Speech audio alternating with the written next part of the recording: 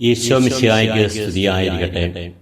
മിശിഹായിൽ പ്രിയമുള്ളവരെ, ഒക്ടോബർ മാസം പരിശുദ്ധ കത്തോലിക്കാ സഭ ജപമാല മാസമായി കൊണ്ടാടുകയും ആഘോഷിക്കുകയും ചെയ്യുന്നു.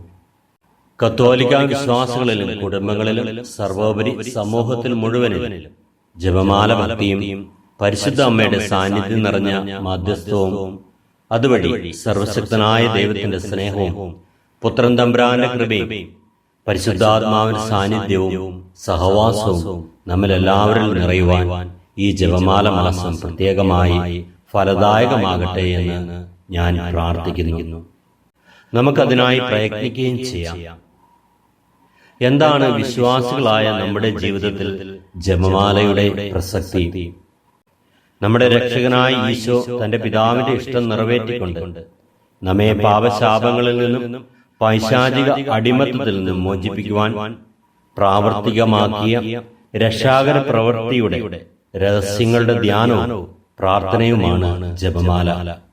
വിശുദ്ധ ജോൺ 23 മാർപ്പാപ്പ ഇപ്രകാരം പറയുന്നു: യഥാർത്ഥ ക്രിസ്തീയ പരിപൂർണതയുടെ ഒരു വിദ്യാലയമാണ് ജപമാല പ്രാർത്ഥന എന്ന്. പരിശുദ്ധ അമ്മയോട് ചേർന്ന് നിന്നുകൊണ്ട് സ്വർഗം ഭൂമിയിൽ അവതരിപ്പിച്ച രഹസ്യങ്ങളുടെ ചുരുളുകൾ അഴിച്ച് മറകൾ നീക്കി ദൈവസന്നിധിയിൽ ദൈവത്തോട് ചേർന്ന് നിൽക്കുവാനുള്ള ഏറ്റവും എളുപ്പമുള്ള വഴിയായിട്ടാണ് ഞാൻ ജപമാലയെ കാണുന്നത്. ഈ വരും ദിനങ്ങളിൽ സഭ പ്രഘോഷിക്കുന്ന 4 ജപമാല രഹസ്യങ്ങളിലൂടെ ആഴത്തിൽ ധ്യാനിച്ച് നമ്മുടെ മനസ്സിന്റെ ആശങ്കകളുടെ പുകമറ മാറ്റി ദൈവാശ്രയ ബോധ്യത്തില് വളരുവാനായിട്ട് നമുക്ക് ശ്രമിക്കാം. പരിശുദ്ധ പിതാവ് ഫ്രാൻസിസ് പാപ്പ ഇപ്രകാരം പറയുന്നു: ജപമാല ചൊല്ലുമ്പോൾ നാം മാതാവിന്റെ കയ്യിൽ പിടിക്കുന്നു. ചൊല്ലിക്കഴിയുമ്പോൾ മാതാവ് നമ്മുടെ കയ്യിൽ പിടിക്കുന്നു. അമ്മയോടൊപ്പം ഈശോയുടെ കുരിശിൻ ചുവട്ടിൽ നമുക്കും ആയിരിക്കാം.